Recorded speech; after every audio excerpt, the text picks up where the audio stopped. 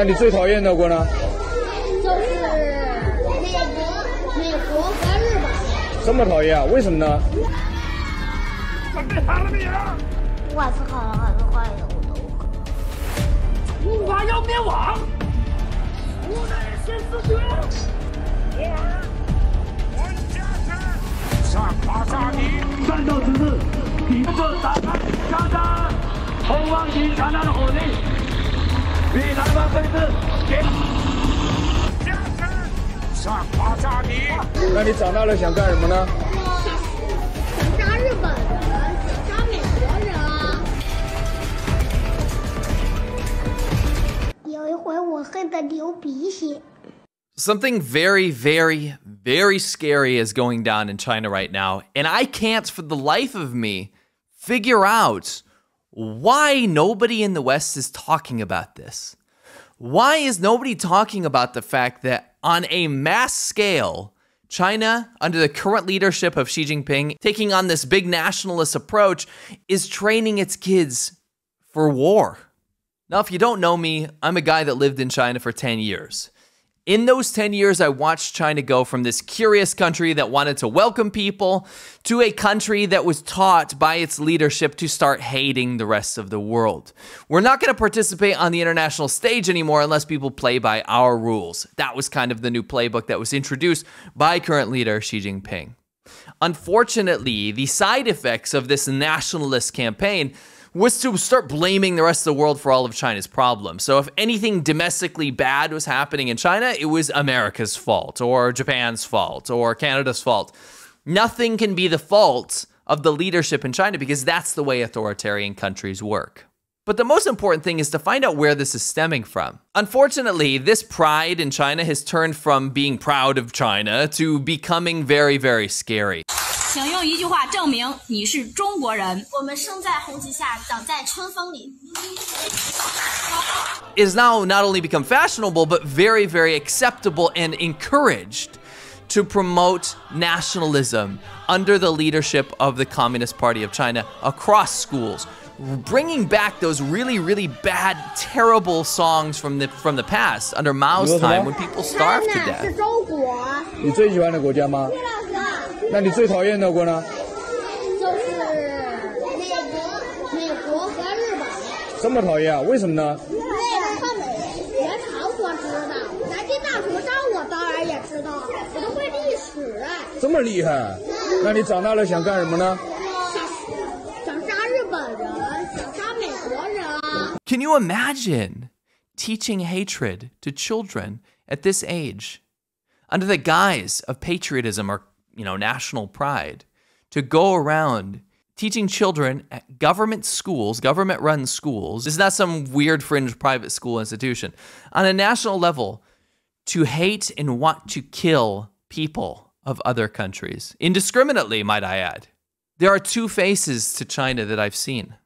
There are two faces that nobody wants to talk about because either they're too scared or they think it's not politically correct or something, or that other countries should just be able to do their own thing. But I think this is where it crosses the line. 出门之前把脚擦一下，擦干净，脚底太脏了，哎。 When this kind of behavior is tolerated, where they could just chuck an American flag on the ground and make viral videos about wiping their shoes on it, this is the kind of flavor in the air. 外国人，我们不喜欢外国人。 I'm not saying that everyone is like this in China, but when your mom and dad do things like this, what do you think is happening at home? What do you think thoughts are going into these children's heads? And then when they go to school and have that reinforced by their teacher, people that they look up to, it's not just shitty parenting at that point. It becomes what children believe. When I was in China, I watched children be indoctrinated from such a young age. Now, before we get into some more evidence of how scary this has become, I want you to understand this two-face thing I keep talking about. China has two faces, one that it shows the world and one that it shows itself. The image that it shows its own people is a strong military power ready to take on the world, and you need to be a cog in that machine so that you can fight off the enemy. The rest of the world has shown a peaceful image of China. It's called China's peaceful rise. The idea that China is developing peacefully and just wants to become a wealthy, developed country and not get in anyone's way. In fact, it's part of their brand to say that they don't get involved in other countries' affairs. Except for the fact that they are the country that gets involved in other countries' affairs almost every single day. And on my live show, we actually covered this with a very, very funny and poignant example. Have a look. This is kind of interesting. So you go to their website, their English website, okay? Yeah. Here you can see it on the screen. Doesn't that look nice? So like, yeah, it looks space simple. Systems, defense systems, space technology, space services, exchanges and cooperation. It looks very nice. So I thought, hey, let's go and see the Chinese version of this website. Sure. So you click Zhongwenban up there. Right. Bam, and it's like, what is this? The Soviet Union? Yeah, it's you the know? same website. Yeah. But now all of a sudden it's military application. Yeah, exactly. Look, nuclear warheads or whatever. Like what? Mm-hmm. Like if that doesn't show the difference in intent. Yes. For Western audience, or I should say the outside world. This is how China works, yeah. It is. I want you to look down. Look down at your pants. Is there a bulge? Well, there shouldn't be, because you should be carrying around a massive ass wallet everywhere you go. It looks ridiculous, and guess what? It's not good for you either. It can give you back problems, it can make you uncomfortable when you're sitting down and trying to move around. And guess what? There's a solution, and it's an awesome one, it's a stylish one, and it's Extra wallets. My Extra wallet is my favorite wallet that I've ever owned. It's the only wallet that people have actually complimented me on. I mean, let's be honest, most people aren't going around complimenting each other's wallets, but Extra wallets are that cool. You push a button, all the cards fan out, it's super sleek, it's super thin, and comes in many different styles, leather bound or metal. It's just awesome. Right now, Extra's having a awesome Father's Day sale. You're gonna wanna take advantage of it because you're not gonna wanna miss out on this opportunity to get an Extra wallet for yourself or your dad. It's time to bond with dad over something you guys can both agree on. Go to shop.extra.com/Laowai86. Save up to 40% off of Extra's best-selling products on their website. One for you and one for dad. And at checkout, don't forget to use the code Laowai86 and get a further discount. Plus, each bundle comes with a complimentary dad joke generator. We're in a situation now where it's become fashionable to send your kids to war training camps, to make them little soldiers, to discipline them and teach them that the world is their enemy and they must do everything in their power to become strong enough to defeat that enemy. It's one thing to use some sort of military training to teach discipline to children, and that's a different thing in itself. It's another thing to bring rampant Nazi-like nationalism and fascism to these children to teach them that the rest of the world's trying to kill them. Military training's always been a part of Chinese culture, even from way back in the day. But it's always been taught that it's just a way of kind of improving their drive to want to study harder, use basic skills like how to operate a rifle and things like this.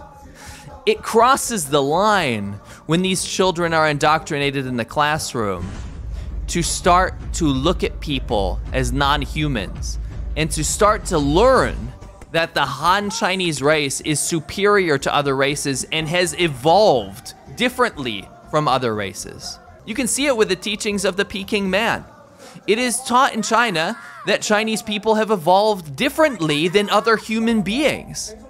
This basic form of education spirals out of control very quickly when the children are being taught that they're superior to other races around the world. Look at the emotion on this child's face as they're drilled over and over again to learn how to scream. Because basically that's what this is. How to find enough hatred in their heart to absolutely scream at the top of their lungs, and then finally they're able to pass. These shows and this kind of military instruction has just become so popular in China for a very specific reason. And that's because it's become cool to become a nationalist. Patriotism is not nationalism. Patriotism is a love and respect for your country. Nationalism is to believe that you're better than others. And that is not what we teach our children.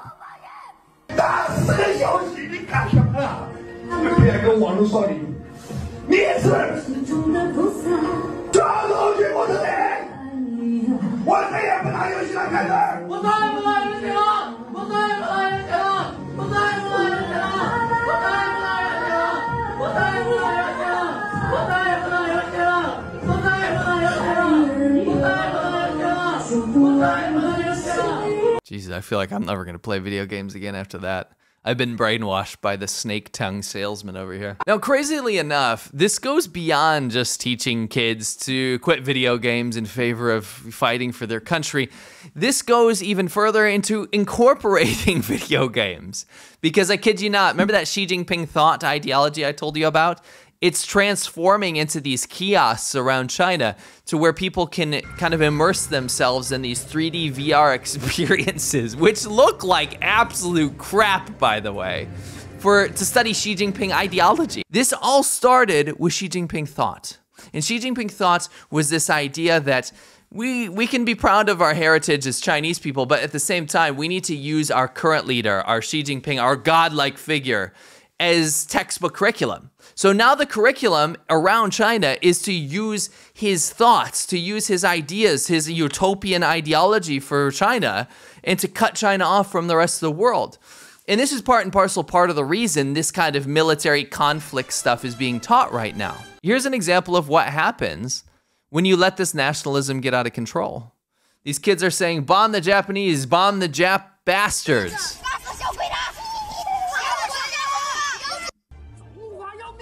Recently, these camps have been springing up where they're teaching kids how to bayonet people to death. Literal straw man soldiers. And military situations where there's 4- and 5-year-olds being taught how to hate and kill. How to dive on a grenade to save your comrades. This is not what little kids do in kindergarten. These are kindergartners. These are 6- and 7-year-olds too. They're tramping through mud and being screamed at by drill sergeants, being told that to be a strong Chinese person and to save their country from the evil Americans, that they need these skills. They need to go crawl through mud with knives in their mouth. They need to go and fight and shoot and kill in order to save their own country. And this is not the face of China that you're seeing.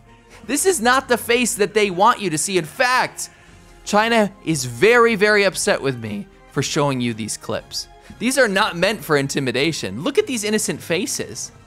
This is meant to scare other people into getting their children involved and to scare other schools in China to make sure that they are participating in this, because they will be left behind in Xi Jinping's China if they are not ready for war and not ready for battle. These kids have to learn this stuff because their leader is so proud and so arrogant that he believes that as a new emperor of China, that his country will be the one to take back Taiwan and to face down the US. This is the sentiment going around China, and the children are the ones that bear the brunt of that force, that bear the brunt of that arrogance. China doesn't want you to see these clips for a very specific reason, because it's brainwashing, it's ugly, but it's the truth. And I don't care if people don't want to cover this. The fact that this is happening on such a wide scale is something that needs to be talked about in the West. And the solution is not to send your kids to military camp to get ready for future conflict. The solution is to realize that there's a country on the other side of the world that's training their children from day one to hate and kill you. And I'm speaking to you as a person of the greater world. I'm speaking to you as a person. It doesn't matter your race or ethnicity or wherever you're from. China treats the rest of the world as its enemy, and companies and people are falling for this idea that China has some sort of peaceful development and wants nothing but good for the rest of the world because they buy into the propaganda. China's an authoritarian power. China is a country with a one-party state, and in this one-party state, there is one narrative from the top, and it's from Xi Jinping's government. You must follow, and you must only report on those things that are allowed. You can understand how this sends a conflicting message, because the propaganda department's only job is to make sure that you, as a person in the rest of the world, is still investing in China, still thinking of China in a positive light, and still treating China as an equal partner in this world, while at the same time, they're teaching their people the exact opposite. You don't train kindergartners in a play to fight against Japanese people and stab people. That's just not what you do. Yet, that is what they're doing on a mass scale. The nationalism that is spreading around China right at this very moment is not meant for you to see. It's not for you. And when people bring it up, China gets really, really mad. They go after people like me. They go after the Chinese abroad that try to spread this message. China's trying to silence voices who are showing you the truth, who are showing you what is actually happening in China at this very moment. China is on a very, very dark path, and this is just a tiny, tiny glimpse into what is happening. They are gearing up for something very, very bad. Whether that's the invasion of Taiwan or potential global conflict in the future, they want to make sure that their people, even the most innocent, the most vulnerable people at the bottom, the children, are ready ideologically to lay down their lives for their country in an unnecessary conflict. Because it doesn't have to be like this. You don't dress up kids and get them ready to kill people. That's just not what you do. This is not Hitler's Germany. We're not in World War II times here. This is not how civilized countries act anymore. But it's very important that we understand that this is how China is acting at the current moment. We can't ignore it. We can't turn our heads and pretend like it's not there. There is something boiling up, and it's almost reached the surface. This is Chinese schools at this very moment. 我们来上学呀。我为了长大不想要在中国住了，想要去英国。 Now, as funny as this statement is, because this kid just told the truth, the sentiment on the ground is that a lot of Chinese people don't want to be part of this nationalist system. There are not stupid people roaming around everywhere. There are a lot of people that understand that this has gone too far. And this little boy obviously learned at home that he wants to go to school so he can leave China someday. Do you know what happened to this kid? Both his parents and the school were visited by authorities, punished, and investigated for teaching him wrongthink. And I kid you not, that's actually what happened. Now I want to leave you guys with a very heartbreaking interview with a couple children in China that's very candid, that I think tells the truth of what is being taught in schools. And I think a glimpse into this will kind of set you on the right path to understand the path that China is going on right now. 想当科学家啊？什么样的科学家呀？就是做坦克什么的。为什么要研究武器？研究武器打日本人。什么是日本人呢？就是日本鬼子。以前日本鬼子从我们的商店偷手表，还打我们。什么时候的事？以前。以前是什么时候？知道吗？古代呗。那你恨不恨日本人？恨。所有的人都恨。对，不管是好人还是坏人，我都恨。凡是打了我们的人，我就恨。有一回我恨得流鼻血。真的？那是什么时候啊？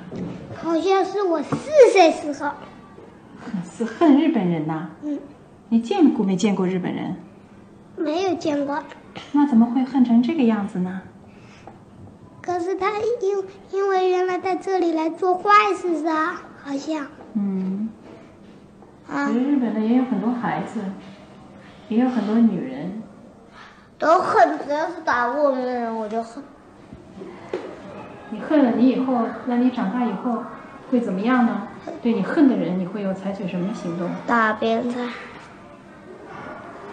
I hope this was a sobering glimpse into what China's doing right now. I don't think it serves any positive purpose to ignore what's happening in China, because China is the second biggest economy in the world. They are one of the largest militaries in the world. They are an emerging power in this current craziness that the world is going through.